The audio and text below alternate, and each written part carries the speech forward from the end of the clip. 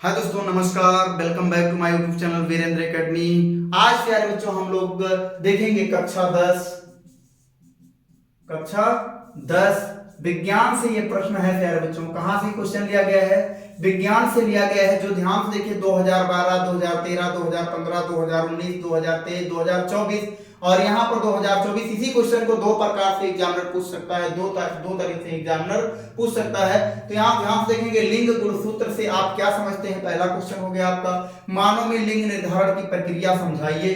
दूसरे क्वेश्चन में किस तरीके से पूछा, ध्यान से देखिए, मानव में लिंग निर्धारण की प्रक्रिया का सचित्र वर्णन कीजिए। तो इस तरीके से क्वेश्चन आपके एग्जाम में पूछा जा सकता है प्यारे बच्चों। और इसमें से अगर आपसे विकल्प पूछा जाता है तो भी आप इससे कई वैकल्पिक क्वेश्चन को कर सकते हैं। और अगर आपसे शॉर्ट में, लॉन्ग में, जिसमें भी आपसे पूछ लिया जाता है उसके लिए आप लोग सक्षम होंगे करने के लिए। तो सबसे पहले देखेंगे मनुष्य में लिंग निर्धारण। मनुष्य में लिंग निर्धारण, विभाजित होती कोशिका के केंद्रक में दिखाई देने वाली गहरे रंग की धागे जैसी संरचना। कैसी प्यारे बच्चों? धागे जैसी संरचना जिन पर जीन स्थित होता है। यानी जो धागे जैसी संरचना होती है उस पर क्या स्थित होता है प्यारे बच्चों? जीन स्थित होता है। उसे गुणसूत्र या क्रोमोसोम कहते हैं। आप यहां से ध्यान से देख लीजिए, ये तो हो गया मनुष्य लिंग निर्धारण की पहली पॉइंट हो गई। लेकिन अगर आपसे गुणसूत्र या क्रोमोसोम का डेफिनेशन पूछ लेता है तो आप क्या लिखोगे? विभाजित होती कोशिका के केंद्रक में दिखाई देने वाली गहरे रंग की धागे जैसी संरचना जिन पर जीन स्थित होती है गुणसूत्र या क्रोमोसोम्स कहलाते हैं। आगे देखते हैं दूसरा पॉइंट क्या है बच्चों। ये भी आपके विकल्प में पूछा जाता है कि मनुष्य के जनन कोशिकाओं में कितने गुणसूत्र होते हैं। मनुष्य की जनन कोशिकाओं में कितने गुणसूत्र पाए जाते हैं? तो क्या बताओगे प्यारे बच्चों? 46। अगर यहाँ पर 46 की जगह पर ये दे दिया अगर 23 जोड़ी, क्या दे देगा प्यारे बच्चों? 23 जोड़ी। तो ये भी आपका सही होगा। 23 जोड़ी मतलब एक जोड़ी में दो वस्तुएं होती है। दो वस्तुएं, अगर वस्तुओं की बात करें तो कितनी वस्तु होती है? दो होती है। तो 23 जोड़ी का मतलब 46 गुणसूत्र। यानी मनुष्य की जनन कोशिकाओं में कितने गुणसूत्र पाए जाते हैं प्यारे बच्चों? 46 गुणसूत्र पाए जाते हैं, अर्थात 23 जोड़ी गुणसूत्र पाए जाते हैं। ये हो गया हमारा प्रश्न। यहाँ 3 नंबर पॉइंट पर चलते हैं। मनुष्य की जनन कोशिकाओं में 22 जोड़ी गुणसूत्र नर तथा मादा में 22 जोड़ी गुणसूत्र तथा मादा में समान होते हैं। जो 22 जोड़ी, इसमें से 23 के अलावा क्या क्या हो गया प्यारे बच्चों? 22 प्लस 1 होगा ना।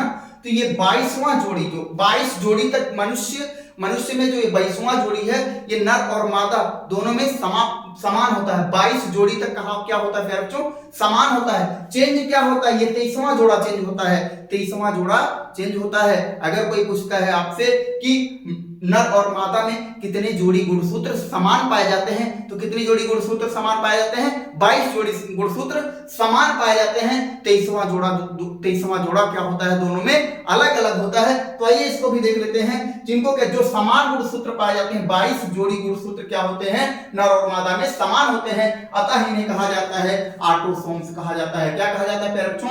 ऑटोसोम्स कहते हैं। क्या कहते हैं? ऑटोसोम्स कहते हैं। जो 22 जोड़ी समान गुणसूत्र पाए जाते हैं इनको क्या कहा जाता है?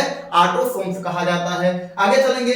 नर में 23वें जोड़े के गुणसूत्र असमान होते हैं। अब यहां से ध्यान से देखिए, जो 22 जोड़े के बाद एक 23वां जोड़ा होता है, इसमें नर अर्थात पुरुष का जो 23वां जोड़ा गुणसूत्र होता है ये कैसा होता है प्यारे बच्चों? असमान होता है। और मादा में 23वां जोड़ा गुणसूत्र क्या होता है प्यारे बच्चों? समान होता है। तो मनुष्य में क्या हुआ? 23वां जोड़ा क्या होता है प्यारे बच्चों? ये 23वां जोड़ा कैसा होता है? असमान होता है। क्या होता है? असमान होता है। लेकिन यही मादा में क्या होता है प्यारे बच्चों? मादा में आपका क्या होता है? समान होता है। ये याद रखना है आपको। मादा में 23वां जोड़ा गुणसूत्र क्या होता है? समान होता है। विकल्प में पूछा जा सकता है। और जो नर होते हैं अर्थात पुरुष होते हैं उनमें 23वां जोड़ा कैसा होता है प्यारे बच्चों? असमान होता है। तो आइए इसको समझते हैं, हम लोग इसको समझ लेते हैं। तो यहां से ध्यान से देखेंगे, जैसे ये यहां से ध्यान से देखिएगा प्यारे बच्चों, ये हम बना देते हैं इधर।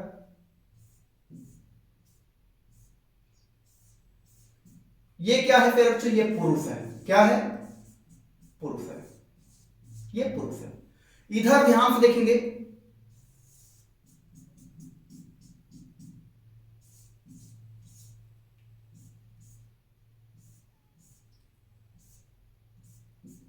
ये आपकी महिला है।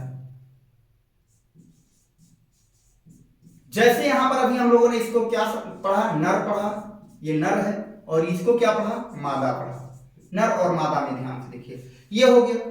तो अब यहां से प्यारे बच्चों ध्यान से देखेंगे हम लोग, ध्यान से देखेंगे जो पुरुष में क्या होता है, पुरुष में 23वां जोड़ी गुणसूत्र क्या होता है प्यारे बच्चों, असमान होता है अर्थात एक्स वाई होता है। क्या होता है, एक्स वाई होता है। महिला में 23वां जोड़ा गुणसूत्र क्या होता है प्यारे बच्चों, क्या होता है, समान होता है अर्थात एक्स एक्स होता है। तो इसको समझते हैं, यहां से ध्यान दीजिए, सचित्र वर्णन करना है, इसमें हम लोग क्या करते हैं, इसको समझते हैं कि एक्स वाई किसमें पाया जाता है, एक्स वाई गुणसूत्र पुरुष में पाया जाता है और एक्स एक्स गुणसूत्र किसमें पाया जाता है, स्त्री में पाया जाता है अर्थात मादा में पाया जाता है। तो अब यहां से ध्यान से देखेंगे प्यारे बच्चों, यहां से मैं अगर क्या करूं, एक्स गुणसूत्र क्या ले लूं, यक्ष गुणसूत्र, ये यक्ष यहां से आया, क्या आया प्यारे बच्चों, यक्ष मान लीजिए पुरुष से आ रहा है और यहां से स्त्री से क्या मिल रहा है प्यारे बच्चों, यक्ष यहां से भी मिल रहा है। तो यहां से ध्यान से देखिए, जब पुरुष से यक्ष मिला और महिला से एक्स मिला तो क्या बना, यहां देखेंगे महिला का 23वां नंबर का गुणसूत्र क्या होता है, एक्स एक्स होता है।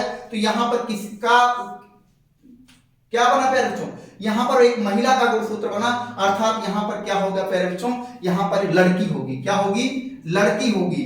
क्या होगी, लड़की होगी। आगे चलेंगे, ध्यान से देखते हैं। अब यहां से ध्यान से देखना, यहां से फिर क्या आता है, यक्ष ही आता है और यहां से भी यक्ष आता है, दूसरा नंबर ये आ गया। तो ये यहां से फिर क्या मिलता है प्यारे बच्चों, यक्ष और यक्ष मिलता है। तो फिर क्या होगा प्यारे बच्चों, ये लड़की होगी। क्या होगी, लड़की होगी। आगे चलते हैं, ध्यान देते हैं, यहां से ध्यान दीजिए, ये वाई अगर पुरुष से क्या मिलता है, वाई गुणसूत्र मिलता है और महिला से यक्ष गुणसूत्र मिलता है। तो ये क्या बनेगा प्यारे बच्चों, यक्ष वाई बनेगा। और यक्ष वाई 23वें नंबर का गुणसूत्र किसका होता है प्यारे बच्चों, पुरुष का होता है। अर्थात यहां पर क्या क्या होगा प्यारे बच्चों, ये लड़का होगा। क्या होगा प्यारे बच्चों, लड़का होगा। अब यहां से ध्यान से देखिएगा, पुरुष से क्या मिलता है, वाई मिलता है और यहां से लड़की से क्या मिलती है, यानी माता से क्या मिलता है, यक्ष मिलता है। तो फिर क्या बनेगा, यक्ष वाई बनेगा अर्थात फिर क्या होगा प्यारे बच्चों, लड़का ही होगा। क्या होगा, लड़का होगा। यानी लड़का होने की संभावना, यहां ध्यान से देखिएगा, ये हो गया लड़की होने की संभावना, ये हो गया लड़का होने का संभावना। तो लड़की होने की संभावना भी 2 है और लड़का होने का भी संभावना 2 है। टोटल कितने हो गए, 4। तो कितना हुआ, आधा लड़की होने की संभावना, आधा लड़का होने की संभावना। अर्थात जब भी निषेचन के दौरान लड़का और लड़की होने की संभावना अगर कोई पूछे प्यारे बच्चों, तो क्या बताओगे, 50-50% बताओगे। आधा आधा यानी दोनों का परसेंटेज क्या है प्यारे बच्चों, आधा आधा है, यानी 50-50% है। तो इस तरीके से आप लोग लिंग निर्धारण की जो क्वेश्चन है प्यारे बच्चों, इसका इस तरीके से आप लोग जवाब दे सकते हो और अपना फुल नंबर अपने एग्जाम में ले सकते हो। धन्यवाद।